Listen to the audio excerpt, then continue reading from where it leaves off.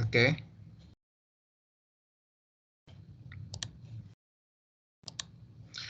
Nah, ini tadi terkait dengan emisi CO2. Kita lihat ini ada beberapa sumber energi untuk pembangkit ya. Ini kita punya batu bara, kemudian punya gas, kemudian punya biomasa. Ini biomasa juga, ini geothermal, ini air, ini nuklir. Kemudian ini ada solar, ini angin. Kalau kita lihat geothermal compared to PLTU, dia sangat jauh lebih rendah ya emisinya, termasuk renewable energy yang lain dia rendah dibandingkan fosil energy seperti itu. Nah, ini tentang sistem geothermal. Mungkin ini agak sedikit teknis. Jadi mungkin teman-teman juga udah tahu ya, geothermal sistem geothermal itu kita ibaratkan kayak kita memasak air di dalam teko gitu. Kita punya kompor sebagai sumber panasnya, kemudian kita punya tekonya sebagai batuan yang menyimpan air tadi atau kita sebutnya sebagai reservoir di sini. Kemudian kita punya ketika kita mau masak air, kita masukin air kan ke dalam teko, itu kita sebut sebagai recharge atau resapan. Kemudian kita punya discharge keluaran. Kemudian kita punya penudung seperti itu. Nah, gambarannya mungkin seperti ini ya, kurang lebih. Kita punya reservoir. Biasanya untuk di Indonesia sendiri, geothermal itu banyak di daerah gunung api. Kayak mungkin di Bandung kita punya Patuha, kemudian ada Wayang Windu, itu area kompleks gunung api gitu. Atau di kita juga punya di di Awi Bengkok, Gunung Salak, itu sudah operating juga. Kemudian punya juga di Cisolok, Cisukarame, dan lain sebagainya gitu. Biasanya memang di area gunung api seperti itu. Kenapa di gunung api? Karena untuk supaya ada geothermal kita butuh panas, dan sumber panas itu ada di gunung api. Kira-kira gitu. Ini tadi ya, kita punya gunung api, kemudian kita punya komponen-komponen yang tadi. Seperti itu. Ini mungkin terlalu teknis. Nah, jadi gimana sih caranya geothermal itu sampai dari tahap awal sampai dengan pemanfaatan sebagai energi listrik. Nah, kita awali dengan namanya eksplorasi. Jadi eksplorasi itu mencari sumber-sumber geothermal yang potensial atau secara ekonomik dia berpotensi tinggi gitu. Kira-kira gitu. Nah, biasanya metodenya banyak di sini. Mungkin terlalu teknis ya. Kita punya survei dari geologi dulu, kemudian survei geokimia, kemudian survei geofisika, kemudian survei temperature, kemudian bikin model geothermalnya. Setelah itu kita lakukan drilling. Misalkan ini di daerah mana nih? Di daerah Tulehu di Banda, kita punya area geothermal di sini. Ini ada gunung api juga. Biasanya di fase eksplorasi kita cari betul nggak di bawah sana ada sumber panas ataupun air panas gitu. Nah, makanya kita lakukan pengeboran di sini. Kita lakukan pengeboran di sini sebagai contoh. Ini area geothermal nih, area geothermal. Nama lapangannya Tulehu. Di sana banyak keluaran manifestasi. Manifestasi itu di sini bentuknya mata air panas. Di banyak mata air panas. Kemudian di fase eksplorasi kita lakukan pemboran di sini, pemboran sumur. Kedalamannya bervariasi, rata-rata di 1000 sampai 2000 meter kedalaman gitu. Ini tadi kurang lebih masih sama bahasannya. Ini terlalu teknis. Jadi kita punya model kayak gini, ini dipotong ya penampang. Ini penampang. Jadi kita punya sistem geothermal di sini, kemudian kita lakukan pengeboran di sini. Ini sumur pemboran TLU 01. Kita ambil, kita bor. Ketika dia dapat air panas, barulah air panas itu kita keluarkan untuk dimanfaatkan di permukaan. Gitu. Nah, ini drilling. Ya, kurang lebih kapasitas ini data belum update sampai 2019. Kita punya sekitar 2000 megawatt atau sekarang sekitar 2200 megawatt dari geothermal. Ini beberapa lapangan. Oke. Nah, ini tadi eksploitasi ya. Ini sama. Ini ada beberapa sistem. Penjelasannya kayak tadi, kita manfaatkan steam-nya itu untuk menggerakkan turbin. Ini beberapa sistem aja. Nah, secara ekonomis mungkin agak sedikit ini kontraknya itu ada dua. Kita punya jualan dari sisi perusahaan, kita jualan steam atau jualan power listriknya. Tetap ujung-ujungnya adalah dibeli sama PLN. Jadi sistem kelistrikan di Indonesia termasuk geothermal itu problemnya adalah single buyer. Artinya semua listrik yang beli adalah PLN. Gitu. Ini mungkin perjalanan geothermal diawali dari penugasan kepada lembaga tertentu untuk melakukan eksplorasi, kemudian sampai jadi kita punya ada WKP namanya wilayah kerja panas bumi. Nah, ini untuk dilakukan eksplorasi itu ada beberapa skema, biasanya dilelang oleh swasta ataupun pemerintah, atau yang kedua penugasan kepada BUMN atau penugasan kepada badan lain gitu. Nah, barulah muncul IPB, izin kegiatan panas bumi, izin panas bumi IPB. Nah, di fase eksplorasi itu butuh sekitar 5 tahun plus 1 plus 1. Artinya butuh 7 tahun di fase eksplorasi, barulah kita lakukan studi visibility study di sini. Ketika dia tidak ekonomis, maka tidak dilanjutkan. Ketika dia ekonomis, barulah muncul beberapa izin dan lain sebagainya. Di sini kepenugasan dan lain-lain, barulah pemanfaatan. Nah, kontrak dari geothermal itu sekitar 30 tahun. Ini biayanya cukup mahal sebetulnya, dari sisi eksplorasi sampai dengan resource confirmation. Ini tahap-tahapannya. Paling murah sebetulnya eksplorasi, kemudian yang paling mahal ini ketika sudah ada pemboran sumur, sudah ada sumur eksplorasi. Kemudian biaya meningkat lagi ketika sudah ada di fase development, artinya kita ngebor sumur produksi di sini, ngebor sumur injeksi, ngebor sumur kondensat, kemudian barulah yang paling mahal adalah pembangunan surface facility, kayak bangun pipa, kemudian bangun power plant-nya, itu yang paling mahal. Kira-kira seperti itu. Ini oke. Nah, yang jadi masalah geothermal di Indonesia itu adalah sebetulnya harga jual listriknya. Jadi intinya adalah dari sini, dari sisi perusahaan, geothermal itu harga listriknya akan ekonomis kalau sekitar 15-16 sen dolar per kWh-nya, tetapi yang dibeli oleh PLN sampai dengan saat ini sekitar 10 sen dolar. Artinya kenapa dia agak lambat pengembangannya? Karena harga jualnya masih rendah, bisa dibilang seperti itu. Nah, ini gimana sih potensi geothermal di Indonesia? Secara statistik, Indonesia itu menyimpan sekitar 40% dari potensi geothermal di dunia. Atau kalau kita convert kepada listriknya itu sekitar 23 gigawatt listrik dari geothermal di dunia. Nah, ini data belum update tahun 2020. Di sini Indonesia itu masuk ke dalam ranking kedua negara dengan pembangkitan geothermal terbesar di dunia. Yang pertama Amerika, kemudian Indonesia di tahun 2020 itu 2133. Kita nomor 2 di atas Filipina, seperti itu.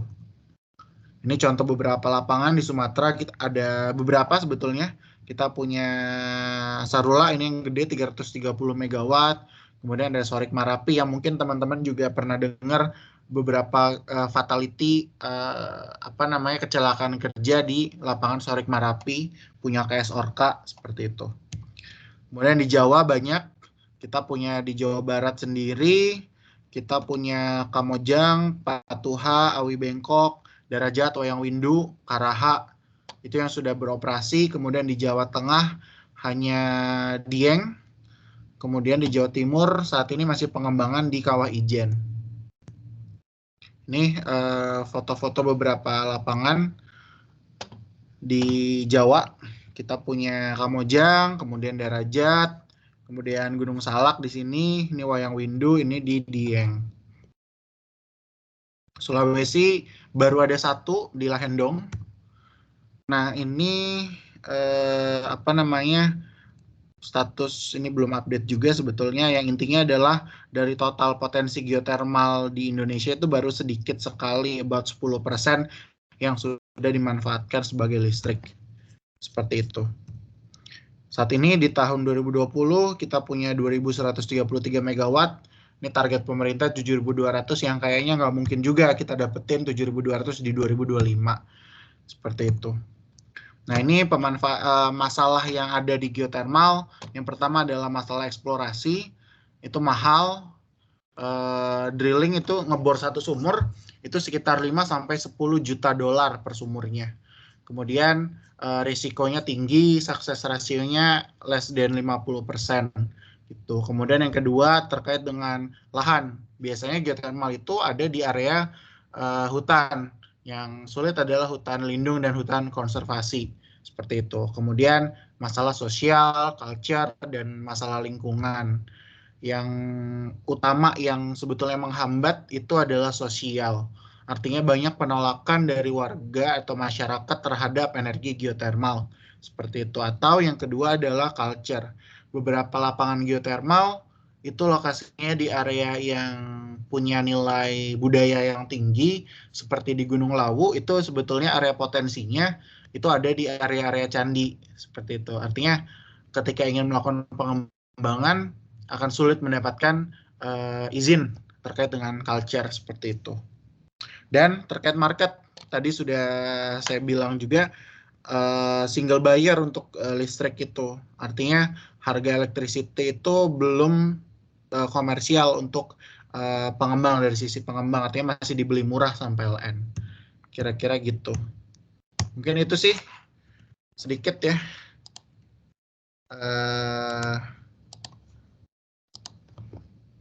Sharingnya. Mungkin ada yang mau didiskusikan.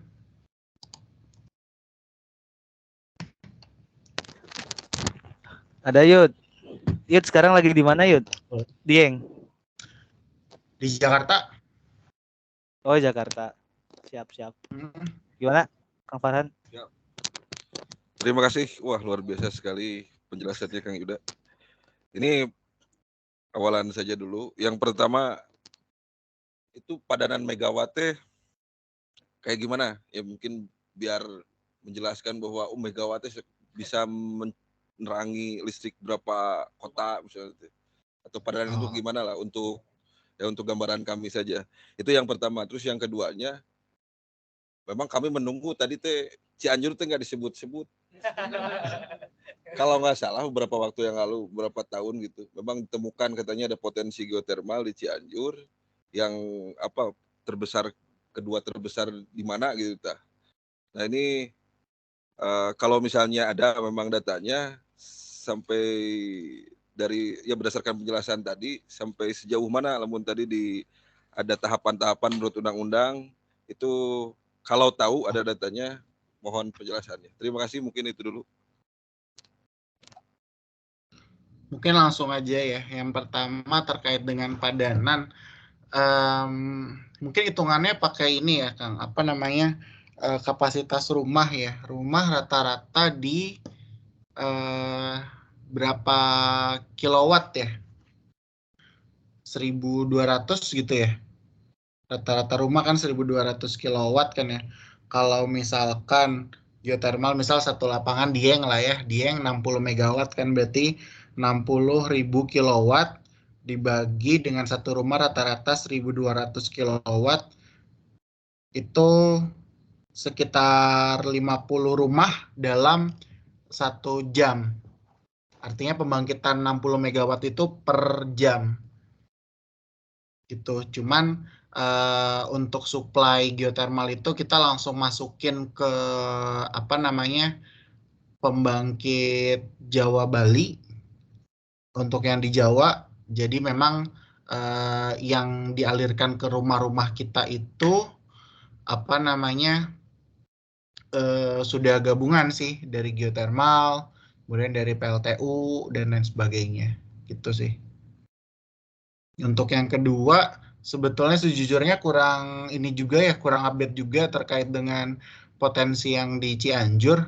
Kayaknya tapi pernah dengar kemarin-kemarin itu dari sisi Badan Geologi atau PSDMBP pemerintah yang menangani eksplorasi itu sedang survei di apa namanya di Cianjur Cipanas gitu ya kalau nggak salah lapangannya. Bener nggak di sana ada nama Cipanas? Betul, betul.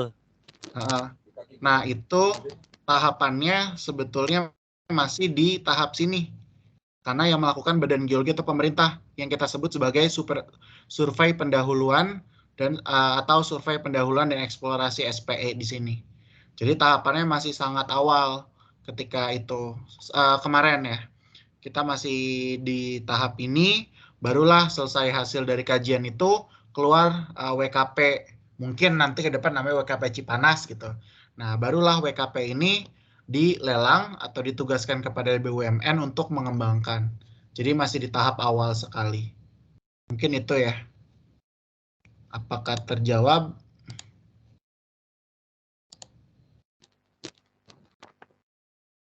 Ya, terjawab. Karena memang belum ada datanya ya, belum ada data banyak. Jadi menarik itu, Kang.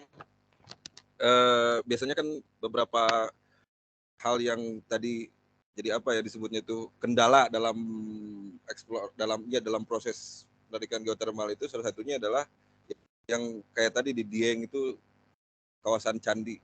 Tapi sekarang berarti geotermal Dieng itu berjalan berarti kan? Berjalan. Sebetulnya di Dieng di bukan Lawu. masalah di Lawu itu yang candi, Kang.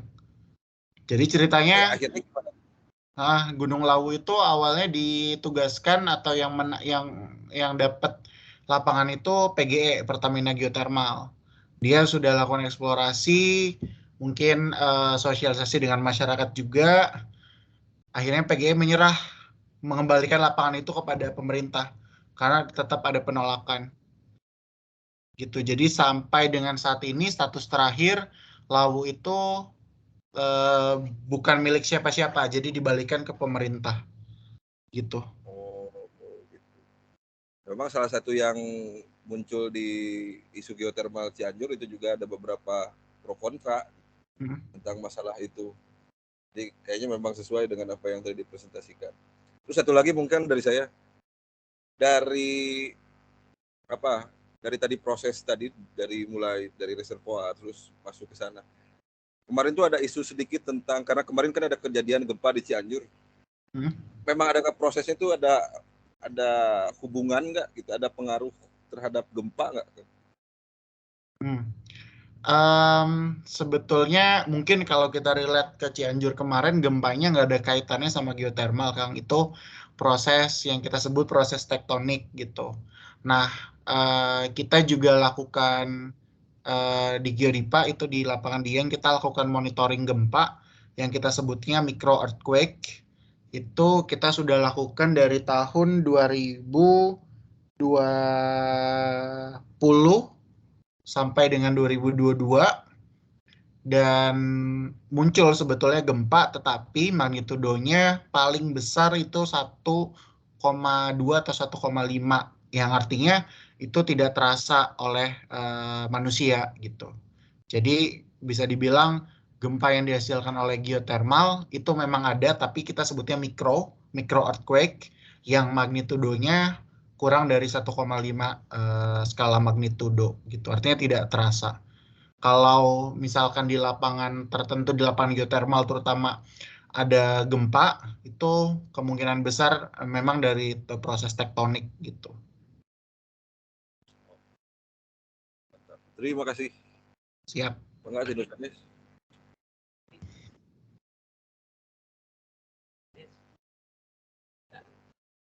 Bisa semua.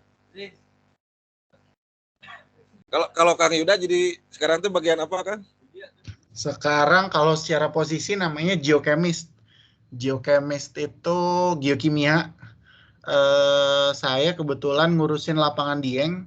Jadi kan sekarang Dieng produksi. Nah, kita monitor tuh apa namanya dari sisi produksinya, kemudian gimana kimia fluidanya, kimia airnya. Itu sih lebih ke arah monitoring. Oh, silakan. Oh, izin Kang, ini mau bertanya itu kaitan dengan geothermal ini. Kalau yang saya baca-baca di aturan, secara aturan perundang-undangan, itu kan pada dasarnya jadi proyek pusat, kira-kira seperti itu Kang. Nah, dalam hal ini keterlibatan Pemda itu sejauh mana kira-kira begitu? Karena khusus di Cianjur sendiri itu yang jadi pro kontranya itu dari Pemda tidak ada apa ya namanya sosialisasi sama sekali ke masyarakat. Adapun sosialisasi itu sangat-sangat terbatas, kira-kira seperti itu Kang. Oke. Betul sekali. Jadi geothermal itu jadi proyek nasional yang dipush, ditekan oleh pemerintah untuk pengembangannya, percepatannya gitu.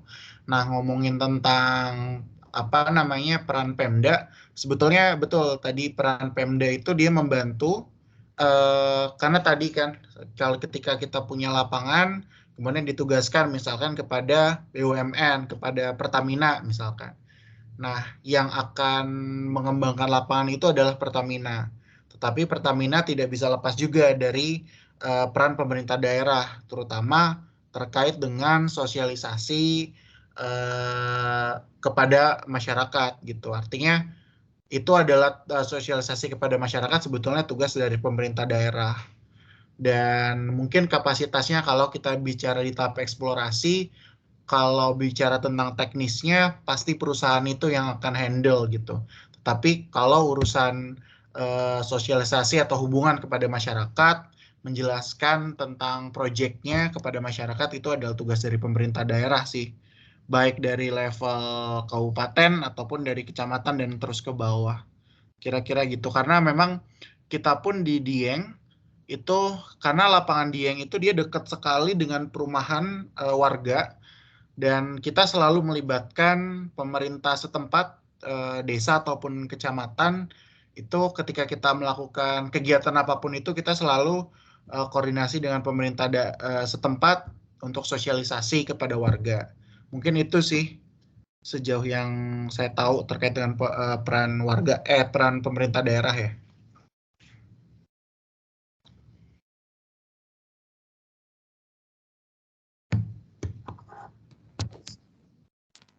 Ya, tadi kan kalau misalkan memang ada dampak yang positif ya terhadap geothermal itu kan menghasilkan energi ya, energi yang terbarukan dan membantu juga kan beberapa misalkan kayak PLTU, PLTA dan sebagainya. Nah, itu kalau misalkan di Pertamina kan misalkan menghasilkan minyak itu kan dari yang di Indramayu itu kan untuk didistribusikan di wilayah Jawa Barat ya. Kalau misalkan geothermal itu pendistribusiannya gimana? Apakah misalkan hari ini kan di Cipanas itu kan akan dibangun geothermal. Apakah emang pendistribusiannya itu untuk di daerah Cipanasnya atau di daerah Cianjurnya aja atau memang disebarkan juga ke daerah-daerah yang lain gitu? Atau pertimbangan tergantung apa? Tergantung megawattnya kah atau apanya gitu? Parameternya gitu. Yes. Jadi sebetulnya kalau kita ngomongin karena beda nih antara kita ngomongin distribusi listrik di Jawa Bali dengan misalkan di Nusa Tenggara itu beda. Jadi kalau kita ngomongin di Jawa Bali itu seluruh listrik dari manapun sumbernya pasti gabung ke jaringan Jawa Bali itu. Jadi dari supply geothermal dimanapun itu masuk ke sistem Jawa Bali, barulah distribusi ke semua daerah. Gitu. Itu biasanya untuk di Jawa Bali. Nah, beda halnya dengan di Nusa Tenggara. Kebetulan dulu pernah eksplorasi di daerah Gunung Sirung itu di Nusa Tenggara Timur. Di sana memang akan dikembangkan geothermal khusus karena daerah situ pembangkitnya mereka kesulitan, itu areanya di pulau terpencil, mereka kesulitan untuk mendapatkan listrik yang ada satu-satunya sumber di sana adalah dari surya, dari matahari, yang mana supply-nya pun tergantung dari cuaca. Di sana sering banget listrik itu mati. Nah, akhirnya dikembangkanlah geothermal, dan geothermal itu kapasitasnya kecil, dia cuman 5 megawatt, dan itu lokal untuk di pulau itu aja. Jadi tergantung daerah juga sih, Zam. Oke, berarti kalau misalkan si panas itu jadi, berarti emang untuk semuanya didistribusikan untuk Jawa Bali ya, Eud ya? Iya, jadi akan masuk ke jaringan sih. Ke jaringan Jawa Bali. Beda dengan yang NTT berarti ya? Beda.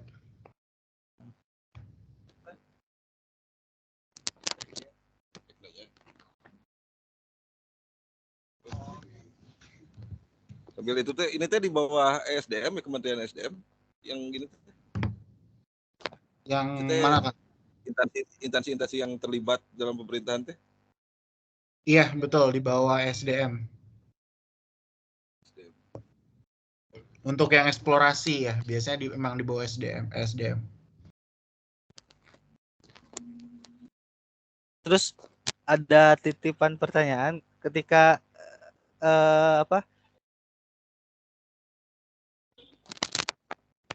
pembangunan geothermal tadi kan udah dijelaskan kalau misalkan ada positifnya. Ada juga kan tadi dampak negatifnya itu ada gempa-gempa kecil ya, gempa tektonik kecil ya. Apakah bisa melakukan pencegahan terhadap dampak negatif itu ketika pembangunan geothermal, Yud? Apakah emang alami aja gitu terjadinya? Apa emang ada pencegahan yang memang bisa dilakukan gitu? Sebetulnya untuk gempa tadi kan memang magnitudonya pun kecil ya, kurang dari 1,5. Itu pun itu gempa nggak akan terasa sih. Jadi bisa dibilang kalau kita definisikan dampak negatif itu yang efek terhadap manusia, itu bisa dibilang berarti bukan dampak negatif ya, karena itu nggak ngefek kepada kita gitu. Mungkin dampak lain dampak lain mungkin selain itu lebih kepada, karena dampak lingkungan pun fluida yang kita produksikan pun nggak akan masuk ke sungai, nggak akan kita buang ke tanah gitu, akan kita masukin lagi. Jadi dari sisi pencemaran itu nggak ada. Kemudian dari sisi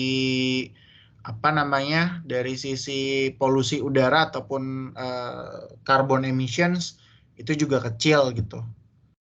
Gitu sih Zam, kurang lebih minim, bisa dibilang minim dampak negatif sih.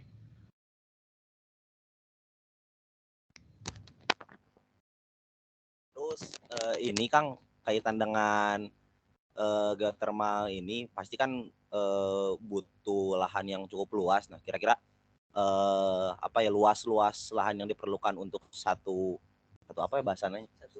Satu site. Ya, satu tempat pengeboran itulah katakanlah. Itu luas lahan yang dibutuhkan itu berapa kira-kira? Jadi untuk kita produksi geothermal itu kan butuh ngebor sumur ya. Nah, ngebor sumur itu biasanya di area tertentu yang kita sebut sebagai well pad. Nah, di dalam satu well pad, satu area itu kira-kira bisa ya sekitar, kalau saya ambil case di Dieng ya, sekitar 2 sampai 3 sumur di situ. Nah, dalam satu pad itu kira-kira luas rata-ratanya itu kalau dibuat rata-rata sekitar di pad 7 tuh sekitar 50 dikali 100 meter itu yang paling besar sih. 50 kali 100 meter itu bisa 3 sumur. Yang rata-rata satu sumur itu bisa produksi 10 megawatt. Artinya dari sekitar luasan 50 kali 100 meter itu bisa ngasilin 30 megawatt rata-rata. Itu sih. Jadi bisa dibilang minim sih untuk lahan ya.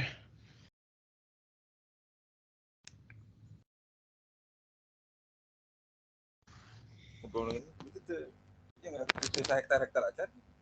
Tidak sampai 1 hektar kan? Iya, 1 sumur. 3 sumur. Gimana? Berarti nggak sampai 1 hektar per sumur atau berapa sih tadi? Per well pad ya. Oh, nggak nyampe kan. 50 kali 100 terus berapa? Itu hektarnya berapa ya? setengah hektar, setengah. Tengah ya. Itu sih. Di Kamojang Memang berapa area luas area Kalau Kamojang berapa Yud? luas semuanya? Nah itu Luas semuanya. nggak hafal ya tiap lapangan. Kebetulan nggak megang juga. Misalkan bentar Google. Coba deh. Berarti kalau untuk sumurnya lahannya memang kecil ya. Cuma kalau untuk plan-nya ya, plan keseluruhannya gitu ya, ini bisa besar ya. Bisa. Coba sebentar. Kita lihat. Share. Berarti kalau keseluruhan area tambangnya itu bisa berapa Velvet, Kang? Misalkan ini ya. Udah kelihatan belum ini ya? Udah Yud. Coba Yud. Nah, jadi area kita sebutnya WKP ya. WKP itu pasti besar. Untuk yang lapangan Dieng sendiri, ini agak kurang. Lapangan Dieng sendiri itu areanya dia mulai, ini kursornya kelihatan ya, mulai dari sini kurang lebih aja nih sampai segini. Mungkin di sini kalau dia range 1 kilo, kita punya area itu di sekitar 1, 2, 3, 4 kilo dikali 1, 2, 3, 4, 5. Ya 5 kali 5 kilo lah di sini. Ini area yang boleh, artinya izin dari pemerintah untuk dimanfaatkan geotermalnya. Nah, kalau kita zoom lagi untuk apa namanya, ini kita punya well pad 29 di sini. Area well pad di sini. Ini kan kalau kita punya range, ini kan skalanya 20 meter ya. Kalau diambil ini 20, ini kan sekitarnya 40-50 lah ya. Ke sini 100 gitu. Nah, searea ini itu bisa menampung sampai 3 sumur. Yang satu sumur kapasitasnya sekitar 10 megawatt gitu. Gitu sih. Ini di Dieng contohnya. Atau kita juga punya, ini ada well pad juga nih di well pad 7 di sini. Kurang lebih areanya sama juga kan segitu luasannya. Gitu sih kira-kira. Atau itu kan well pad ya, jadi lokasinya itu terpencar sebetulnya. Ini ada well pad 1, ini namanya kita well pad 29, ini ada well pad 7. Kemudian ada well pad lain. Kemudian kita punya power plant-nya areanya segini. Kurang lebih sekitar kalau misalnya 50, 100, 120 kali 50 meter. Itu sih. Jadi kalau dibandingkan tambang batu bara, kan PLTU dari batu bara ya. Dibandingkan dengan tambang batu bara, ini relatif minim menggunakan lahan. Kira-kira gitu.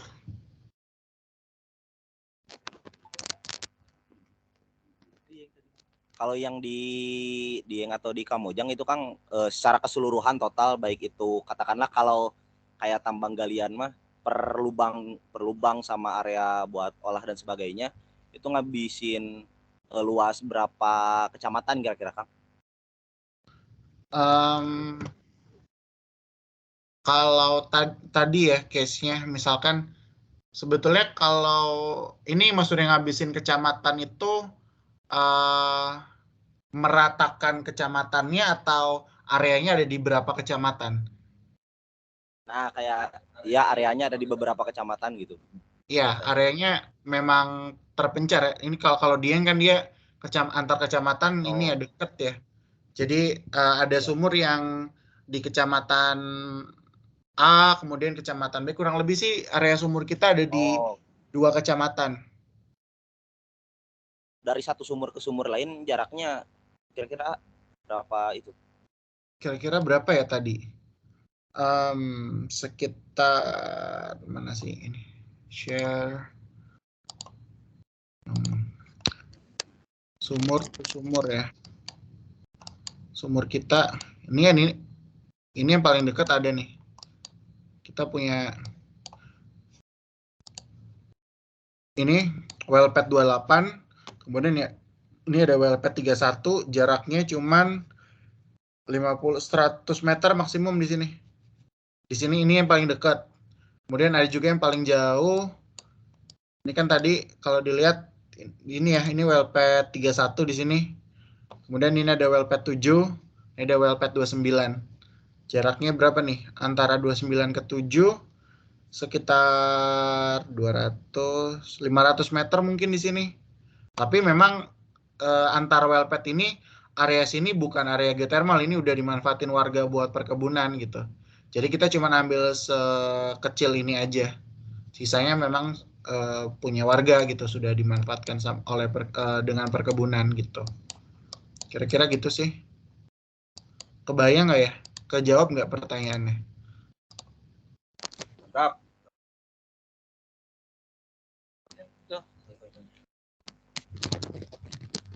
Mas ingin bertanya, kalau misalkan tadi kendalanya tuh kayak lingkungan sosio, terus hutan lindung yang kayak gitu. Nah, kalau misalkan sebenarnya ini bagus, geothermal bagus emang buat listrik. Nah, kalau misalkan kendalanya di hutan lindung seperti itu, apakah bisa ditabrak? Apakah emang udah lepas saja gitu? Nah, satu itu. Yang kedua, tadi kan setelah ada survei, terus kalau misalkan nggak ekonomis itu nggak dilanjut. Nah, itu tuh udah tahap pengeboran apa belum? Yang tahu ekonomis apa enggaknya itu. Makasih. Oke. Untuk pertanyaan pertama terkait dengan hutan lindung, memang ada beberapa lapangan yang di area hutan lindung, dan itu saya lupa persisnya hutan lindung atau hutan konservasi yang diperbolehkan, tetapi memang di area hutan itu memang ada regulasi dari Kementerian Kehutanan ketika kita ngambil area misalkan tadi 50 kali 100 meter yang kita bisa dibilang ratakan ya, kita tebang pohonnya, itu regulasi dari pemerintah kita ganti area tersebut dengan di tempat lain, itu kita lakukan penghijauan seluas area itu dan sejumlah pohon yang kita tebang. Regulasi dari pemerintahnya gitu. Jadi kita ambil kemudian kita ganti di tempat lain. Gitu sih. Untuk area hutan lindung ya. Dan juga sebetulnya geothermal itu kita nggak bakal ngerusak hutan. Karena tadi kan ada komponen yang namanya resapan. Di sistem geothermal ada namanya resapan. Dan area resapan itu biasanya di area-area hutan. Dan ketika kita rusak hutannya, otomatis nggak ada air yang meresap ke bawah, nggak ada air yang terpanaskan. Nah, di situ ketika nggak ada yang meresap gitu, sistem geotermalnya akan mati gitu. Kita nggak bakal bisa produksi. Maka dari itu kita akan selalu menjaga hutan. Jadi untuk masalah itu sudah ada regulasinya. Kemudian yang kedua, tadi terkait dengan yang kedua apa ya? Sorry, lupa. Ekonomis kan. Ekonomis. Oh, oke. Biasanya ada dua hal.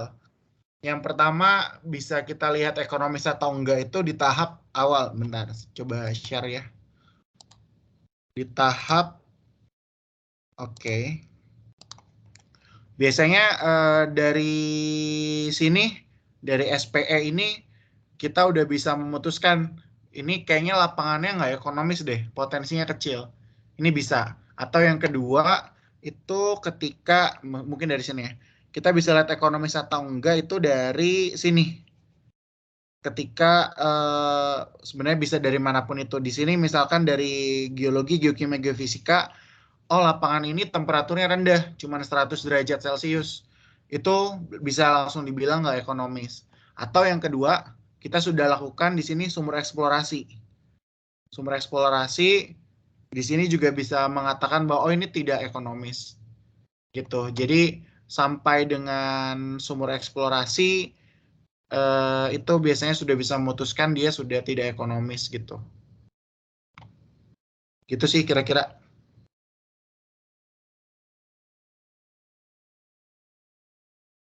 Coba, ya tadi berarti tahapan untuk menilai suatu daerah itu ekonomis dan tidaknya ketika sudah di tahap eksplorasi dulu ya, untuk Yes, mengetahui gimana kultur dari alamnya ya di sana. yes, Yang betul. berarti Eksplorasi. Gimana? Ya, jadi dari eksplorasi itu kita bisa menentukan, oh lapangan ini potensinya berapa nih, berapa megawatt. Ketika potensinya cuma 10 megawatt, bisa dibilang itu kecil ya potensinya. Dan ke arah yang tidak ekonomis. Gitu. Berarti batas minimal ekonomisnya berapa ya kalau dari sisi geothermal? Nah, ada beberapa parameter sebetulnya. Yang paling utama, yang paling gampang adalah dari temperatur. Bentar sambil share ya biar lebih enak. Ya, sekalian juga sih tadi kan nyebutin temperatur ya, Pak. Temperatur 100 tadi kan kurang ya kalau 100. Yes. Emang untuk sebuah geothermal tuh minimalnya berapa sih Betul. temperatur dalam panas buminya gitu? Jadi yang dimaksud temperatur tuh temperatur di sini ya, di dalam reservoirnya. Nah, kita bisa katakan, jadi dibagi 3 nih geothermal. Ada yang high temperature, medium, sama yang low. Nah, pembagiannya batasnya adalah kalau yang high temperature itu lebih dari 225 derajat. Kalau yang medium itu dari 225 sampai 125. Ketika yang low itu kurang dari 125 derajat Celcius. Nah, khusus di Indonesia yang dikatakan ekonomis adalah yang high temperature, yang lebih dari 225. Untuk yang medium sama low itu langsung bisa dikatakan tidak ekonomis. Itu temperatur dari reservoir di sini. Gitu sih. Cut off-nya ya, pembagiannya, batasannya.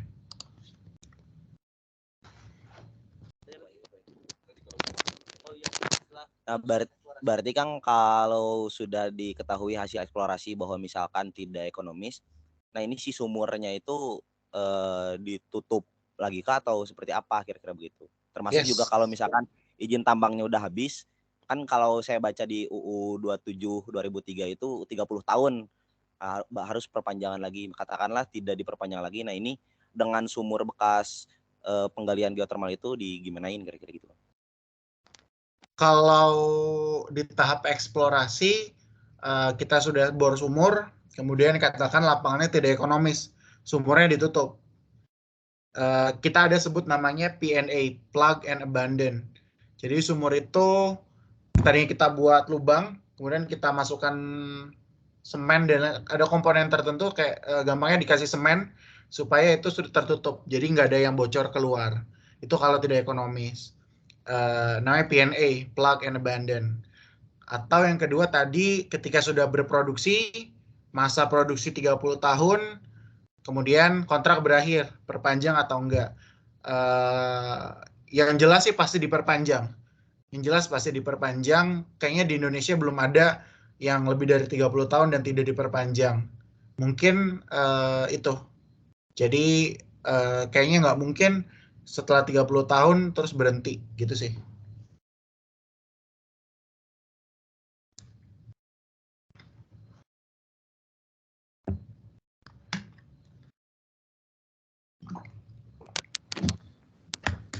Kang, saya lagi. Ini mah sedikit barangkali ada pengalaman atau tahu tentang dunia hitamnya gitu. Karena kayaknya akan sangat sulit maksudnya dalam masa sekarang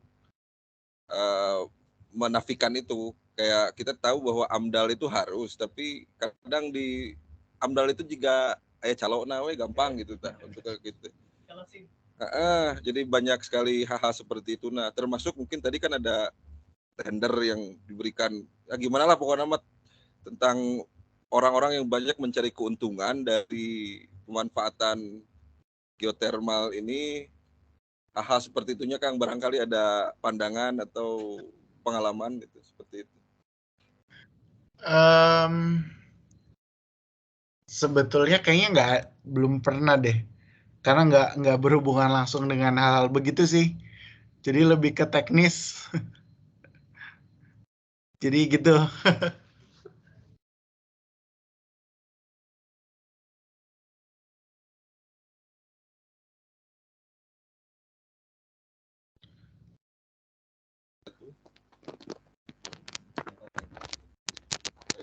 Mas pengen tanya, kalau misalkan di pembangunan tuh kan ada penyedia jasa, pengguna jasa sama pengawas. Nah, kalau misalkan proyek kayak gini tuh emang ada pengawasnya juga atau gimana? Jadi pengawasnya lebih ke regulator sih. Yang dalam hal ini SDM, di bawahnya ada EBTKE. Nah, tiap proyek apapun di industri geothermal itu pasti harus ada izin dari EBTKE dan pengawasan EBTKE. Jadi regulatornya yang mengawasi. Kalau di geothermal EBTKE, kalau di minyak, aduh lupa namanya apa ya. Sama lembaga-lembaga dari pemerintah. BTKT apa Kang? Energi baru terbarukan dan konservasi energi. Jadi dia direktorat di bawah SDM. Direktorat di bawah SDM. Siap. Yul, Rek Yul.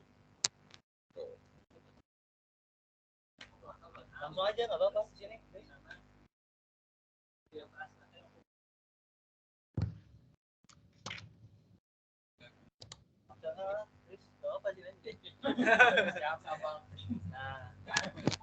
Kang, izin mungkin.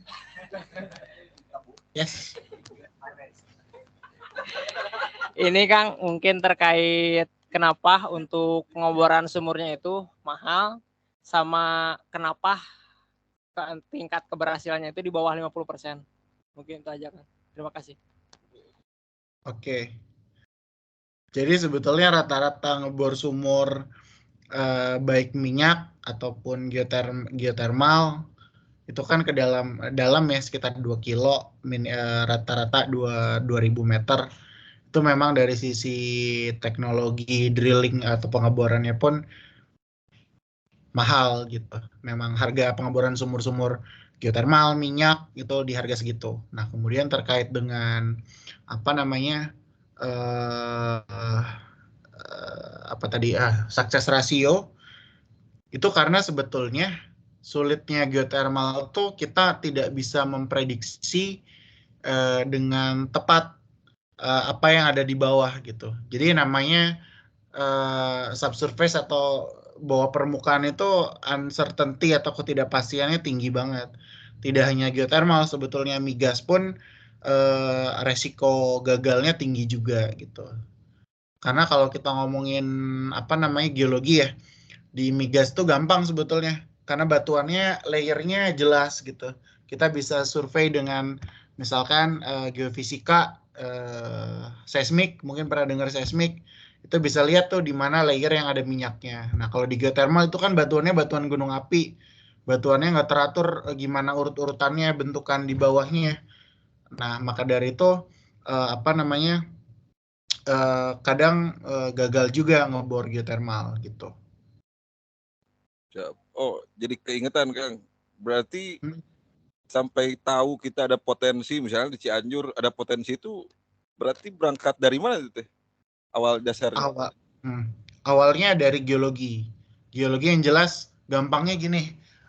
Di sini ada geothermal atau enggak itu ada gunung api enggak?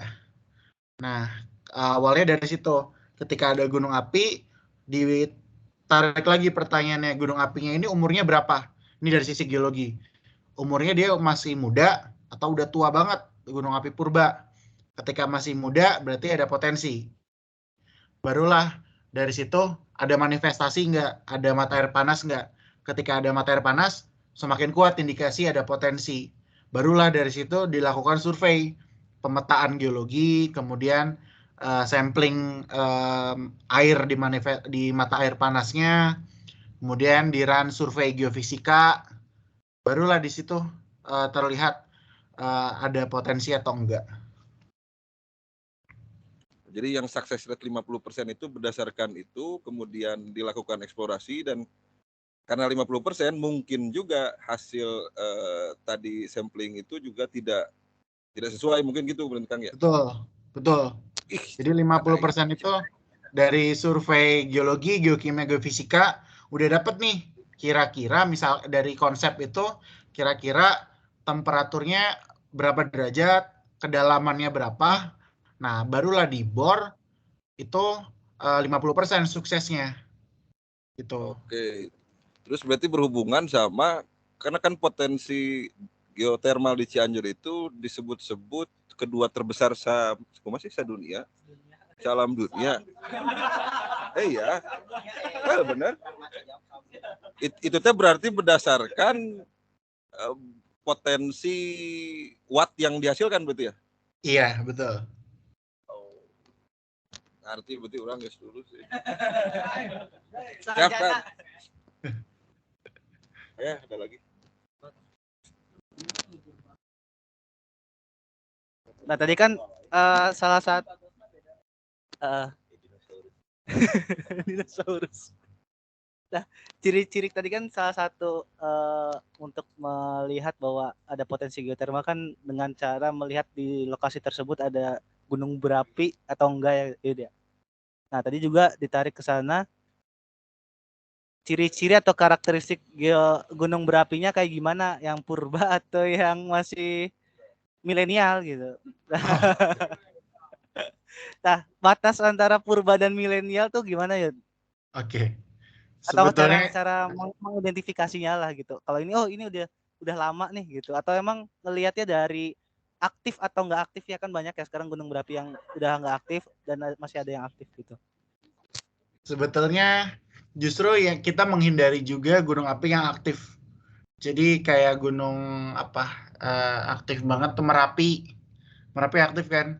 Itu kita hindari sebetulnya. Dia terlalu aktif karena ada potensi fluida asam di situ dan potensi hazard kan. Itu yang pertama. Yang kedua, biasanya kita baginya ada tipe A, tipe B, tipe C sih. Itu berdasarkan umur. Jadi ada tuh di geologi umur batuan. Jadi gunung api ini umurnya berapa ribu tahun, berapa juta tahun. Nah, yang ekonomis itu dia umurnya kurang dari 500, artinya lebih muda dari 500.000 tahun dan lebih tua dari 10.000 tahun. Itu dari dating, kita batuannya kita dating sih. Kalau ngelihat visual, gampangnya adalah gunung apinya masih ada bentuk kerucutnya, tapi tidak begitu sempurna kerucutnya. Kalau Merapi kan jelas sempurna banget kan kerucutnya. Nah, ini dia masih ada bentuk gunung kerucut, tapi nggak begitu sempurna. Kalau yang purba, itu bentukan kerucutnya udah hilang. Itu visualnya gitu sih. Berarti bisa diidentifikasi dari luar gitu ya. Iya, Identifikasi awalnya lah gitu ya. awal, betul. Lebih teknisnya gitu.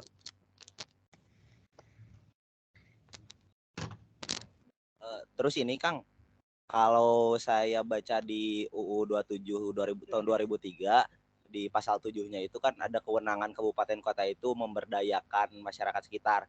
Nah, yang terjadi di geotermal yang sudah ada hari ini itu pemberdayaan seperti apa sifatnya biasanya untuk ke masyarakat sekitarnya?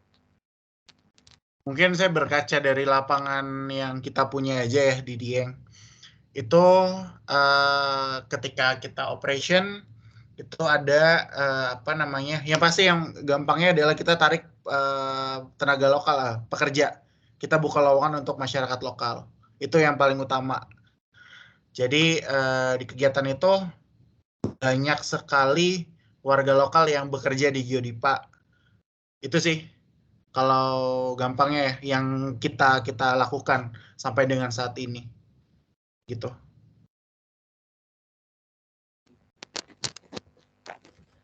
Terus tadi ada batas kedalaman minimal pengeboran geotermal nggak gitu untuk mencapai reservoirnya gitu dari batuan itu? Sebetulnya 1000. minimal nggak ada. Yang pasti itu berangkatnya dari model tadi. Kira-kira reservoirnya di kedalaman berapa nih gitu. Ketika memang reservoirnya dangkal 500 meter, justru bagus. Kita ngebor dangkal tapi dapat temperaturnya tinggi. Tapi untuk di Indonesia memang rata-rata 1.500 sampai 2.000. Gitu sih. Bahkan di Dieng kita punya sumur sekitar 3.000 meter. Oke. Itu menentukan misalnya 500 belum dapat. Apakah dilanjut atau tidaknya misalnya? Pakai dari awal ya. Udah Terus tahu lagi dari awal, Oh, udah tahu dari tadi survei geofisika. oh. Jadi geofisika itu dia bisa tahu kira-kira reservoirnya di kedalaman berapa nih gitu. Barulah Jadi ketika dibor, betul nggak targetnya di situ dapat reservoir. Gitu sih. kalau nggak dapat, Kalau nggak dapat berarti gagal. oh iya benar. Iya. Simpel itu, kawan-kawan. Masalahnya simpelnya itu $3,5 juta gitu. Tadi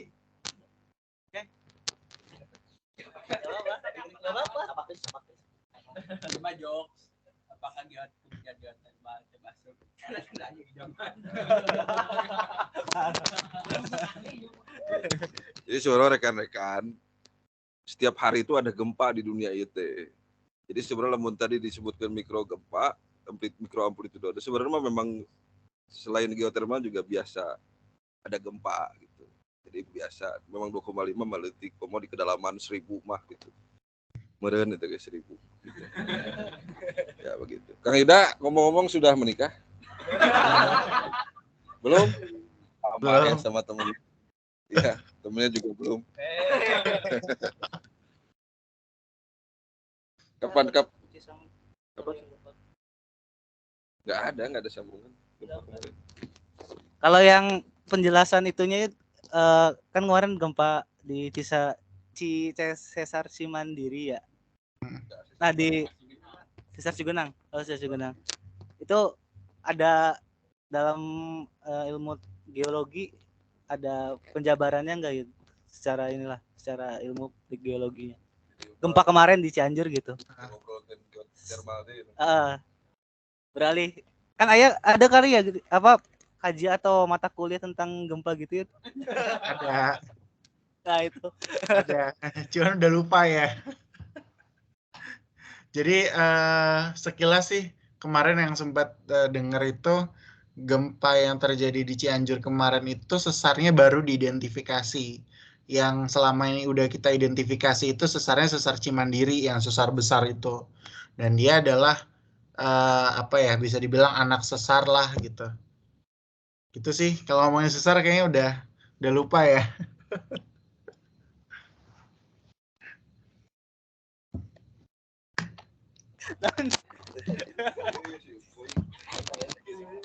Mas pengen nanya lagi.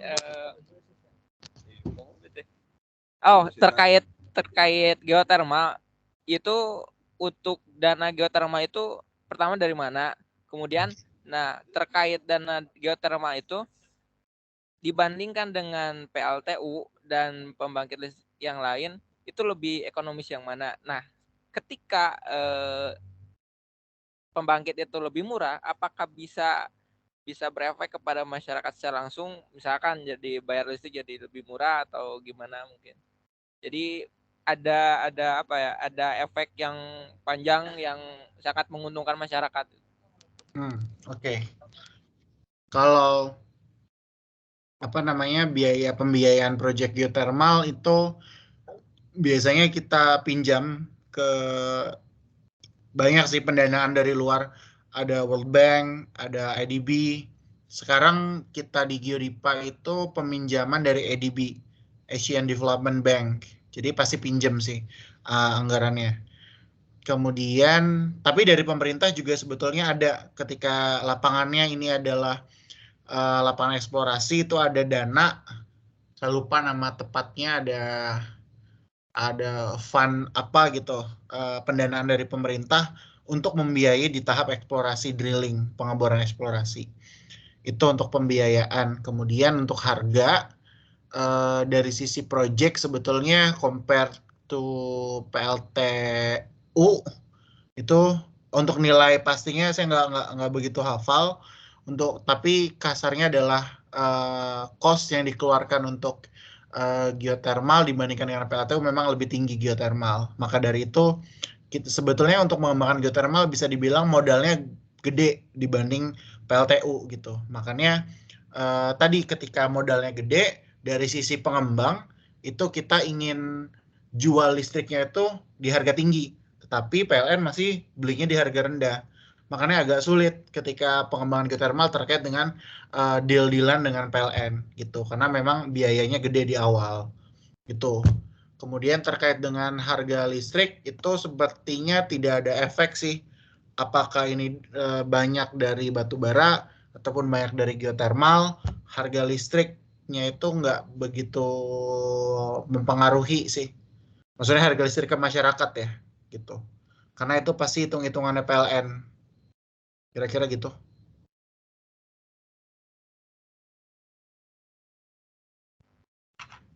Kang, kalau tadi kan salah satu masalah sekarang itu penjualnya tuh tadi ke PLN aja. Kalau misalnya si bayarnya itu bukan ke PLN aja, cashnya tuh bakal gimana? Si kemungkinannya bakal seperti apa memang? Case, saya lupa nama negaranya, tapi case di luar itu di negara tersebut apa namanya penjual listriknya nggak cuma satu, artinya mungkin namanya apa nggak cuma PLN tapi ada kompetitornya, dan itu jadi mereka saling berkompetisi gitu. Nah efek baiknya adalah karena perusahaan A mau membeli listrik dengan harga yang lebih tinggi, otomatis pengembangan energi atau pembangkit itu semakin rapid gitu. Efeknya ke arah situ sih. Karena kita single buyer, dari sisi kita pengembang dengan harga listrik yang dibeli PLN itu rendah, kita agak sulit nih untuk berkembang dengan pesat. Kira-kira gitu sih gambarannya. Saya lupa nama negaranya, ada dia itu nggak cuma satu buyer sih. Trinidad Tobago kalau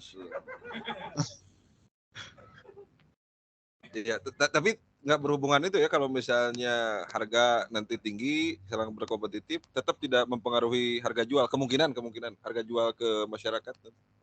Nggak, kemungkinan besar tetap sih. Siap. Oke, ada lagi dari teman-teman Al-Azhari? Itu satu. Aldi. Mas, pengen tanya, kan tadi emang PLN tuh belinya rendah kan, harga ke proyek rendah. Nah itu tuh emang ada regulasi yang mengatur itu atau emang PLN-nya pengen rendah belinya? Oke. Ada sebetulnya regulasinya. Sebentar.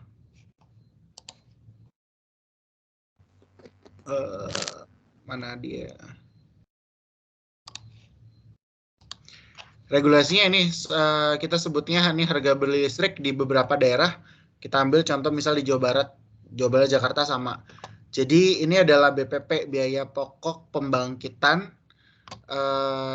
untuk listrik apapun sumbernya di sini. Nah, BPP nasional kita, nasional itu rata-rata nasional itu di 7,66 sen dolar per kWh. Nah, misalkan case-nya di sini untuk EBT ya, energi baru terbarukan. Misalkan lokal BPP misal Jawa Barat itu kan lokal BPP-nya 6,81. Itu lebih besar dari nasional BPP. Itu maka yang dibeli adalah 85% dari lokal BPP. Case-nya untuk Jawa Barat, Jakarta di yang warna oranye ini itu lokal BPP-nya itu lebih kecil dibandingkan nasional BPP.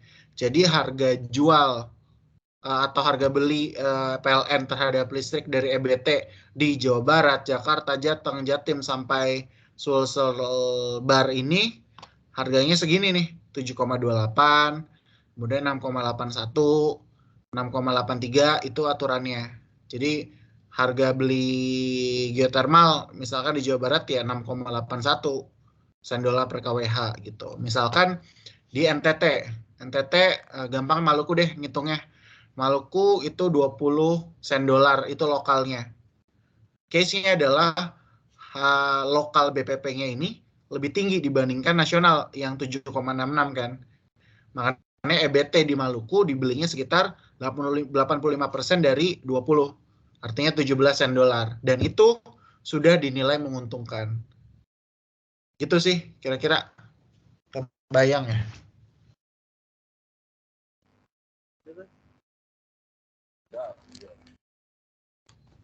Nah, untuk geothermal kan yuk di beberapa plan ya, Kamojang, terus dan lain sebagainya, itu kan developer atau pengembang atau yang memiliki perusahaan yang mengelolanya kan beda-beda ya.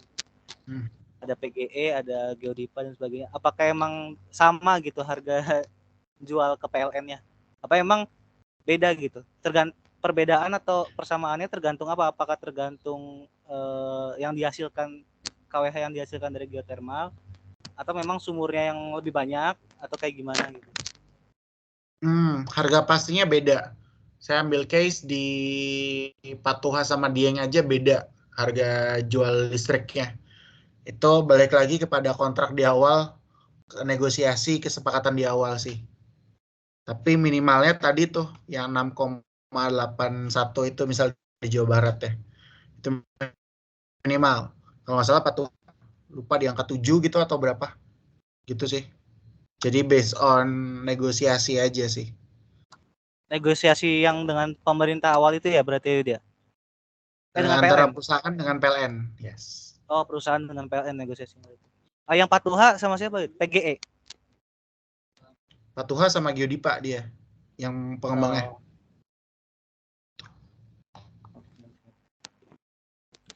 Ada lagi? Nah ini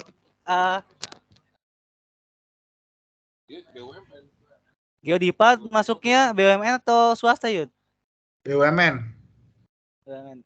Ada yang swasta ada nggak Yud? Swasta banyak.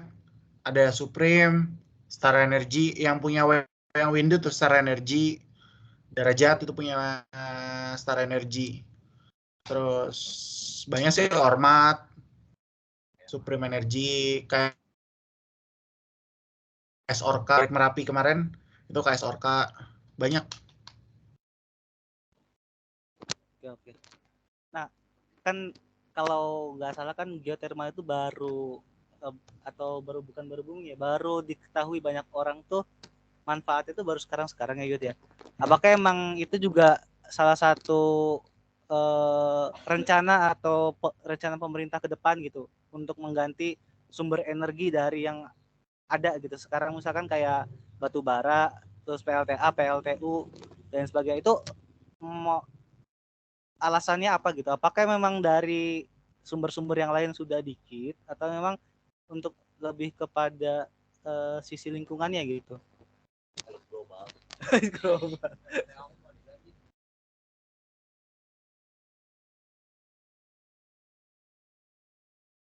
Betul. Tahun 2020 di tahun 2060 itu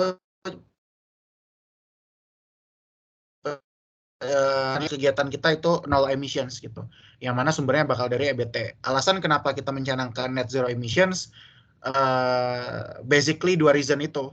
Yang pertama adalah climate change, perubahan iklim.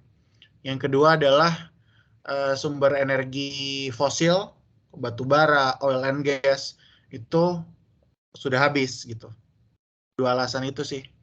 Dan Indonesia sendiri itu mencanangkan nggak cuma geothermal, ada EBT yang lain, gitu sih.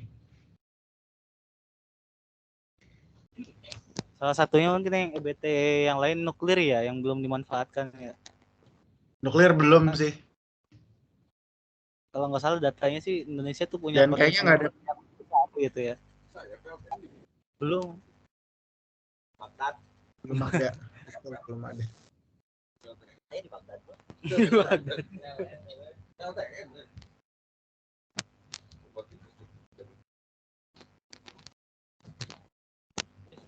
Terus lagi? Sudah tidak ada lagi.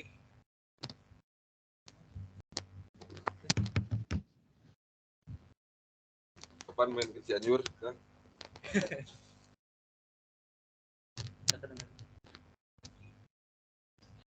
Kang Yuda sepertinya ini sudah paham gitu. Kapan main ke Cianjur Kang Yuda tuh? Kapan-kapan kalau ada waktu, kalau ada kesempatan.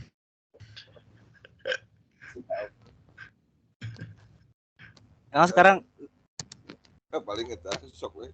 Lagi project lagi yang dilakukan apa yuk sekarang ya? Itu tadi sih kalau Geodipa pengembangan unit kedua di Dieng nambah 60, di Patuha nambah 60. Paling itu. Sama beberapa pemanfaatan limbah. Oh ya tadi kalau misalkan case-nya itu di Cipanas dan Cisukarame ya, Sukabumi ya. Nah itu Cisolok ya. Nah itu kan tadi kalau case-nya itu Dieng tuh banyak namanya tuh WP ya, WP Wellpet ya. Wellpet. Nah, berarti kalau misalkan di satu daerah misalkan Cipanas nih, Wellpetnya tuh bisa banyak atau emang satu gitu ya? Bisa banyak. Bisa banyak. Jadi nggak mungkin satu sih. Misalkan pengembangan minimal 55 atau 60 megawatt. Rata-rata sumur ya kita ambil 6 megawatt lah satu sumur. Mereka butuh 10 sumur untuk mengembangkan 60 megawatt. Butuh 10 sumur, satu well pad, let's say 3 lah. At least mereka butuh 4 well pad gitu.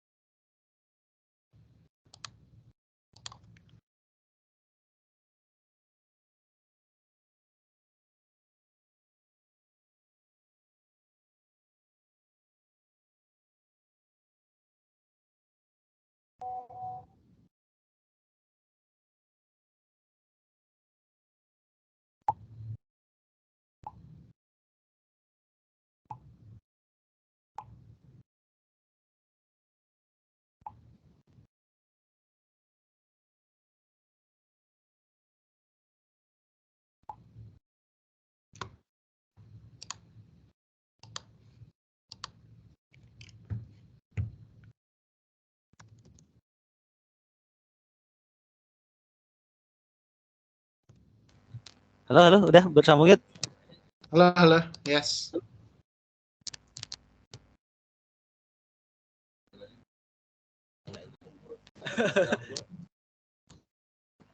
Gimana ya tadi? Dilanjutkan? Well pad ya. Jadi itu tadi apa namanya? Ketika misalkan Cisolok di Sukarame dia pengembangan 60 megawatt. Rata-rata sumur ya kita ambil rata-rata sumur untuk mengembangkan 60 megawatt. Satu well pad maksimum 3 lah. Jadi at least butuh 4 well pad tuh untuk mengembangkan 60 megawatt. Minimal. Gitu.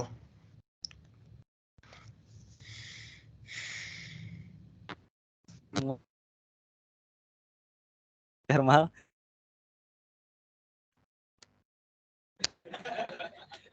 Ya, ngelek lagi. Lawan gitu. Kayaknya keputus deh.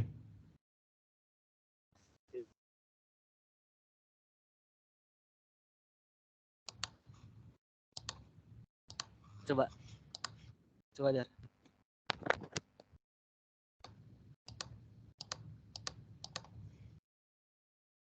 Apa dari ini? Bentar ya.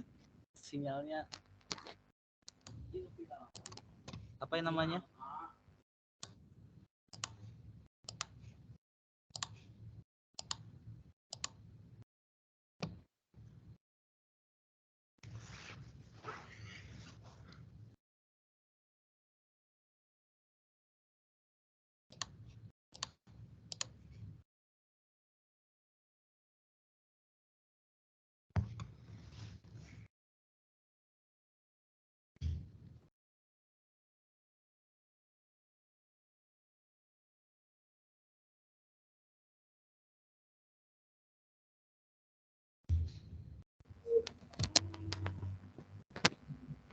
Oke, tes. Yes.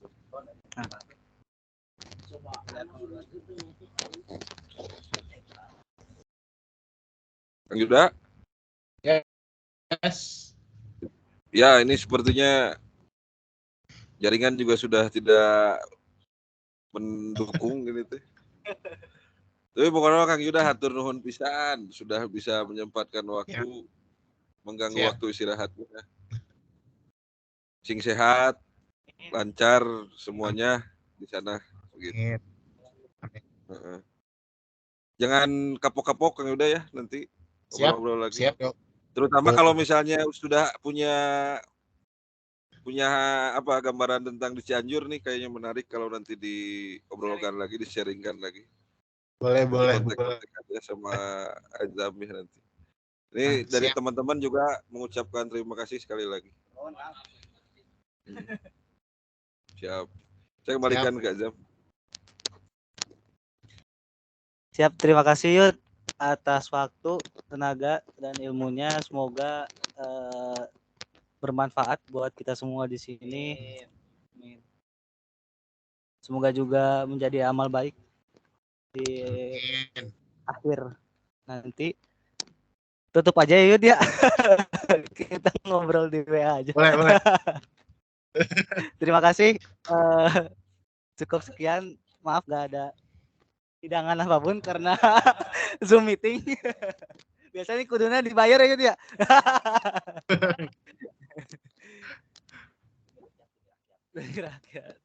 Gitu aja Yud ya. Terima kasih. Siap. Assalamualaikum warahmatullahi wabarakatuh.